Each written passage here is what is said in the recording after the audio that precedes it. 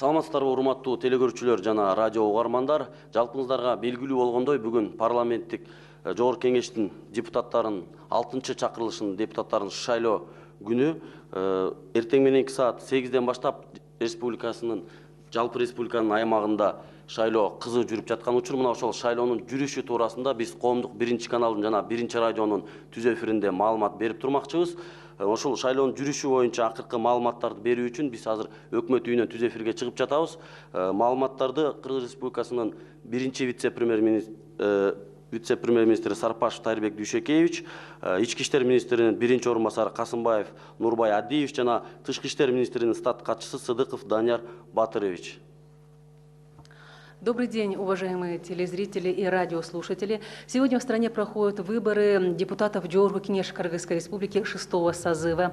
И сегодня в прямом эфире общественного Первого канала и 1-радио мы будем информировать вас о ходе выборного процесса. Сейчас мы находимся в Доме правительства Кыргызской Республики. И в зале у нас присутствует первый вице-премьер-министр Кыргызской Республики Тайырбек Сарпашев, первый заместитель министра МВД Кыргызской Республики Нурбай Касымбаев и статс-секретарь Министерства иностранных дел Кыргызской Республики Данияр Сыдыков. Здравствуйте.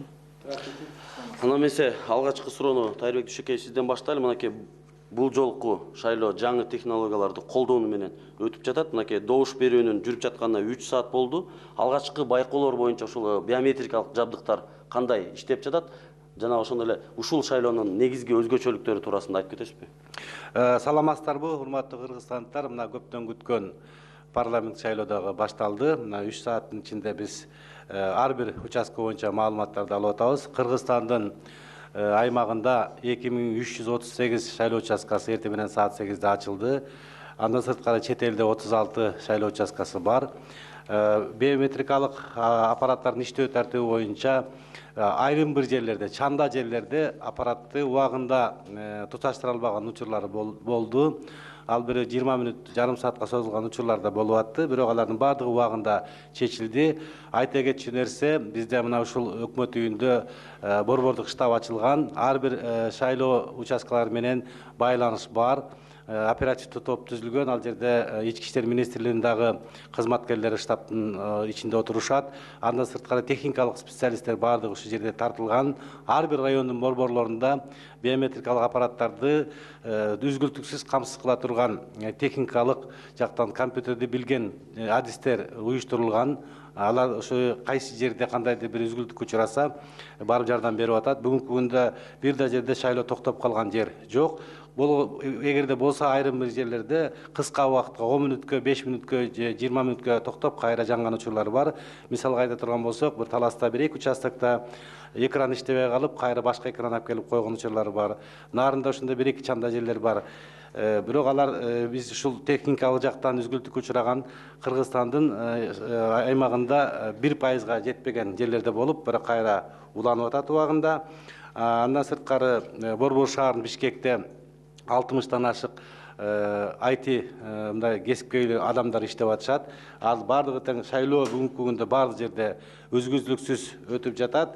Андан сырткары албетте айта кетчү нерсе, айрым жерлерден мындай телефон байланыштар түшүп атат. Мен буга чейин да айтып кеткем, айрым жарандар өзүнүн тизмеден издеген учурлар болуп атат. Мисалы үчүн Ош шаарында боло турган болсок, бир адам бир эле убакта 3 жерге арыз жазыптыр, 3 участокко. Анан биринчи ал Ноорузда болгон Ош шаарында Абдыламит уулу Бактыбек деген. Андан кийин ал барып туруп Өзгөнгө Мырзекеге жазган арызды, анан 3-чү жерге барып Мамажан деген уйукке Кара Сууга жазып таштаган. Анан өзү дагы кайсы участокканы билбей адашып калган. Муну айтайын дегеним, булардын бардыгы тең жанагы айрым бир партиянын агитаторлору бири-биринен баягы шайлоочуларды өзүбүзгө тартабыз деген менен ушундай учурлар болуп атат. Бирок ошол эле мезгилде айта кетчү нерсе, ар бир шайлоо участкаларында маалымат борборун ачып койгонбуз. Ал жерде ар бир шайлоочу өзүнүн тизмеден таппай калган учурда ошол жерден келип, өзүнүн тизмеден таап, керектүү маалыматты алып, көп учурларда алар коңшу участкадан чыккан учурлар бар. Алар бардыгынан маалымат алып убагында кетип атат. Башкача айтканда, ал жерде бүгүнкү күндө штаттан сырткаркы бир өөн учураган, бир да жерде үзгүлтүккө учураган жер, бир да участок азырынча жок. Таирбек Душукевич, сегодня почти все мировое сообщество заострило внимание на выборы в Кыргызстане. Вы могли бы немножко вкратце объяснить особенности нынешних выборов? Ну, особенностью является то, что эти выборы проходят по новым избирательным технологиям. Каждый гражданин, который сдал свои биометрические данные, получает право голоса. У нас их в стране на сегодняшний день 2 761 297 граждан имеют право голоса. Они сейчас уже проходят голосование уже 3-й час. По всей территории страны сбоев таких, чтобы остановился процесс голосования, нет. Были случаи, когда на полчаса, на 20 минут позже завели по причине, допустим, неправильно пароль ввели в начале. Вчера тоже было голосование на дому. На вчерашний день биометрические аппараты были другими паролями загружены. Они в некоторых местах перепутали пароли, но им постоянно помогают наши технические специалисты. В Доме правительства создан оперативный и технический штаб. Они работают с 6:30 утра. Сегодня утром состоялся у нас прямое включение со всеми регионами. Они сейчас в режиме реального времени сидят на прямом эфире, все докладывают на местах. И на сегодняшний день население уже поддерживает по новым технологиям. Для них это не ново, потому что мы уже проводили 2 раза тестирование в августе месяце, в сентябре месяце, и люди, более 1 миллиона человек ознакомлены биометрическими аппаратами. Я думаю, что на сегодняшний день таких трудностей нет. Но, конечно, в отдельных местах это первый раз. Какие-то сбои идут, оперативно не решаются. Но в целом, я думаю, что эти выборы, они исторические, мы к этому долго готовились. По инициативе президента было решение принято в прошлом году проводить выборы Жогорку Кеңешке по новым избирательным технологиям. И целая группа работала. И мы сегодня, значит, обеспечиваем полноту и прозрачность этих выборов. Я надеюсь, что к концу дня, когда определятся победители, и проигравшая сторона, и выигравшая сторона, я надеюсь, будут согласны с итогами выборов. Кийинки маалыматты ички иштер министринин өкүлүнөн алсак, Нурбай Адиевич ушул коомдук коопсуздукту көзөмөлгө алыш үчүн ички иштер органдары күчөтүлгөн тартипте иштеп жатканын билебиз. Ушул шайлоо учурундагы ушул коомдук коопсуздукту тартип бузууларды көзөмөлдөө үчүн канча милиция кызматкери тартылды? Жана ошондой эле азыркы саатка ала турган болсок, кандайдыр бир мыйзам бузуулар же тартип бузуулар катталдыбы? Саламатсыздарбы, урматтуу телекөрүүчүлөр жана радио угуучулар. Азыркы убакытка алынган бизге маалыматтардын негизинде коомдук саясий кырдаал жалпысынан туруктуу жана ички иштер министрлигинин кызматкерлери тарабынан көзөмөлгө алынууда. Азыркы убакытта 10.800 кызматкер өздөрүнүн кызматын өтөп жатат. Андан тышкары 10.000ден ашуун ыктыярдуу элдик кошундар аларга жардам берип жатат. Андан тышкары ар бир участокто, ар бир райондо, областтарда биздин ардагерлер кызматкерлерге жардам берип жатат. Жалпысынан алганда коомдук кырдаал туруктуу и көзөмөлгө кызматкерлер тарабынан алынууда. Нурбай Абиевич, также коротко на русском языке расскажите то, что сегодня с 8 часов выборный процесс вовсю уже идет. Какова обстановка по республике на данный момент? Здравствуйте, уважаемые телезрители и радиослушатели. В целом, по нашим поступившим информациям, общественно-политическая ситуация стабильная и контролируется сотрудниками органов внутренних дел. На сегодняшнее время, на сегодняшний день в целом по республике на местах работает 10 800 сотрудников. И, кроме того, более 10 000 добровольных народных дружин привлечены, помогают нашим сотрудникам. И, кроме того, все на местах наши ветераны помогают нашим сотрудникам. В целом общественно-политическая ситуация в стране стабильная. Данияр Батырович, ушул чет өлкөлөрдө да биздин миллионго жакын жарандарыбыз бар экени баарына белгилүү. Ушул чет өлкөдөгү биздин жарандарыбызды шайлоого катыштыруу боюнча Тышкы иштер министри менен Борбордук шайлоо комиссиясы тарабынан кандай аракеттер көрүлүп, учурда канча өлкөдө канча шайлоо участкалары иштеп жатат? Саламатсыздар, урматтуу кыргызстандыктар. Бүгүнкү күндө 26 мамлекеттерде 36 шайлоо участоктары ачылды. Каттоодон 15.344 шайлоочулар өткөн. Сырттан эл аралык байкоочулардын саны 613 киши болуп туруп келишкен. Анан бүгүнкү күндө Тышкы иштер министрликте аккредитациядан өткөн 45 журналисттер 22 эл аралык массалык маалымат каражаттарынан келген. Бүгүнкү күндө 11 шайлоо участогунан шайлоо өтүп баштады. Бул саатка, убакта, географияга караганда толук калганда 250 адам шайлоону берди. Бул деген 1,7% шайлоочулардын тизмесинен. Я также хотела бы спросить, вот какая работа ведется со стороны Министерства иностранных дел? Данияр Батырович, теперь к вам вопрос. Какая работа ведется со стороны Министерства иностранных дел Кыргызской Республики по вопросам проведения выборов и по работе с международными наблюдателями? В 26 странах мира открыты 36 избирательных участков. Общее количество избирателей на сегодняшний день составляет 15 344 человека. Количество международных наблюдателей, которые прошли аккредитацию в Центральной избирательной комиссии, составляет 613 человек.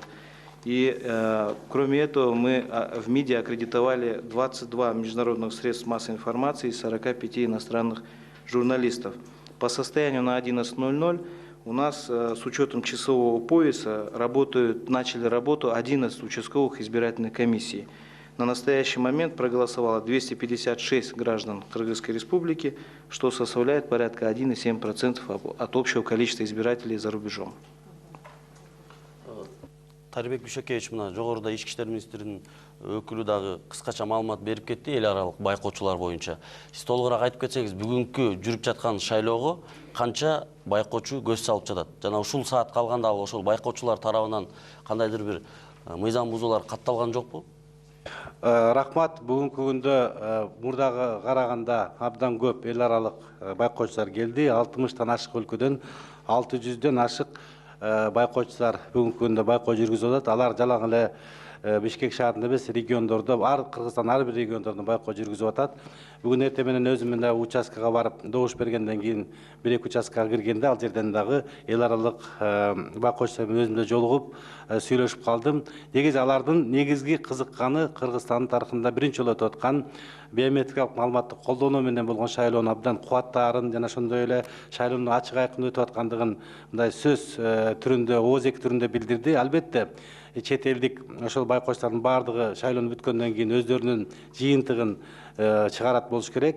Бирок ал алдын ала сүйлөшкөндө алардын эң кызыкканы ошо Кыргызстандагы ушу шайлоонун өтүп атканы, жаңы технология өтүп атканын абдан бир кызыгуу менен карап, кубаттарын билдирип атышты да. Душкевич, вот в Кыргызстане немало отдаленных, труднодоступных регионов. А там как была обеспечена вот эта биометрика и вот это голосование? Как обеспечено? Обеспеченность от географического расстояния не зависит. Во всех территориях Кыргызстана обеспечивается одинаковый комплект биометрического оборудования. И техническая поддержка тоже организована на местах, в районных центрах. Имеются дополнительные запасы комплекта оборудования на случай сбоев. Допустим, мы в 2 местах уже с утра поменяли телевизионные шнуры, где они были чисто человеческий фактор. В одном месте, значит, один компьютер не сработал, мы его заменили. То есть на каждом районном уровне организованы высококачественные технические центры. И центральный технический центр находится в Бишкеке здесь, в Доме правительства. И ежеминутно, ежечасно поступают звонки, оперативно обеспечивается. И так что сбоев дальних районов и не по телефону, когда звонят, мы оказываем оперативную информацию. Вы правы, конечно, в регионах специалисты в области IT-технологий, конечно, не на достаточном уровне были. Осознавая этого, мы туда как раз направили 2 дня назад всех хороших специалистов из Бишкека, из города Ош и других областных центров, которые имеют хороший опыт, они обеспечат бесперебойную работу системы во всех участках страны. Тарбек Дүйшекевич, ушул добуштардын купуялыгы туурасында маалымат берип кетесиз. Себеби буга чейин да мына бүгүн шайлоо учурунда да ушул кайсы бир партиялардын өкүлдөрү шайлоочулардын пин-коддорун жана биометрикалык маалыматтарды тапшыргандыгы тууралуу чектерди чогултуп, кимге кайсы партия добуш берерин билип алабыз деп коркутуп жатканда, ушул добуш берүүнүн жашырундуулугун билип алыш канчалык мүмкүн? мына өзүм мен да эртең менен шайлоодун 2 участкага барып келдим. Бардыгы тең элдер билеткен. Мен алар менен баарлаштым. Негизинен дүйнө жүзүндө андай бир технология жок. Кимдин кимге добуш бергени эч ким билбейт. Купуялуулукту сактоо ар бир шайлоонун негизги принциптерди, фундаменттик принциптеринин бири. Ошондуктан дагы бир жолу урматтуу кыргызстандыктар силерге айтаар элем, эң башкысы сөзсүз түрдө мына дагы 9 саат убакыт бар шайлоо бүткөнгө чейин, ошого чейин келип добушуңуздарды берип кетсеңиздер болот. Чочулаштын кереги жок. Бизде автоматтык эсептөөчү урналар бюллетендерди көмкөрөсүнөн гана кабыл алат. Өзүңүздөрдүн добушуңуздарды кимге бергенди билбейт. Биометрикалык аппараттар сизге бюллетен эмес, сиздин ошо бир адам келгенин гана тастыктап бере турган аппарат болгондуктан чочулоонун кереги жок. Туура айрым партиялар мурда кандайдыр башка гир технологияны колдоп жүргөндөр айласы түгөнүп, айла жок, анан ушундай сөздөрдү таратып, биз сени билип алабыз, кимге добуш бергенди байкап коебуз, биометрикалык аппараттарды билип коебуз деген баардыгы бул чындыкка делбеген маалыматтар. Ошондуктан сиз коркпой эле көкүрөгүңүздөгү кимге добуш бере турган чечимиңиз болсо, ошол партияга добушуңузду бере берсеңиз болот. Эч ким андай кимге добуш бергенин билбейт.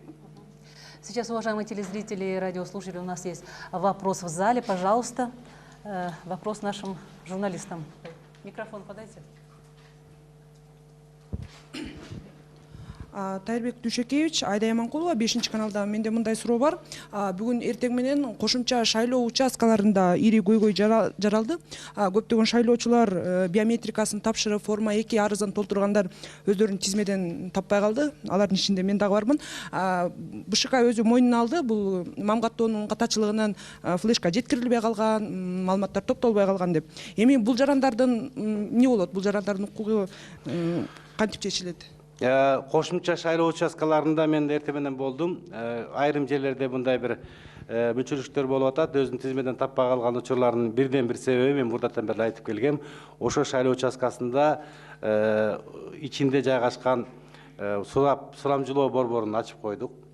Ал жерде флешкалар жетпей калган деген маалыматты мен четке кагам. Флешкаларды биз кечинде акыркы маалымат борборлору үчүн эле бердик. Бұл биометрикалык аппаратка тиешеси жок. Биз тизмени жапканыбызга 10 күндөн ашып калган. Эгерде сиз тизмеден таппай турган болсоңуз, ошол шайлоо участкасында эле көрсөтүлгөн маалымат борборуна кайрылсаңыз болот. Маалымат борборунда сиз кайсы участкада экениңизди айтып берет. Көп убактарда ушундай окуялар болуп атат. Алар коңшу участкада жайгашкандар. Анткени буга чейин тизмени түзгөндө өзүнүн шайлап жүргөн участкасына келе берет, көнгөн адат менен. Бирок биз адрестик регистр менен жаңы технология менен түзгөндө шайлоочулар кайсы жерде жайгашыш керек болсо, адреси боюнча ошол жерге түшүп калды, ошол жерге жазылды. Ошондуктан биз Кыргызстандын карамагында 2338 участканын баарына тең сурамжылоо борборун ачып койгонбуз. Ушул жерде алар үзгүлтүктүү иштеп атат. Алардын колунда актуалдуу база бар. Ар бир шайлоочунун Кыргызстанда каерде экенин таап бере алат. Эгерде сиз бүгүнкү күндө Ат башыда жайгашып болгон болсоңуз дагы, же болбосо Ош шаарында жайгашкан болсоңуз дагы, сизди ошол жерден Бишкектен да керек болсо Баткенден да таап берет. Анткени ал жерде баардык шарттар толук кандуу түзүлгөн. У вас еще есть, да, вопрос? Пожалуйста. Азаттык Элеонора Бейшенбек кызы. Азыркыга чейин канча шайлоочу добуш берген тууралуу маалымат жок.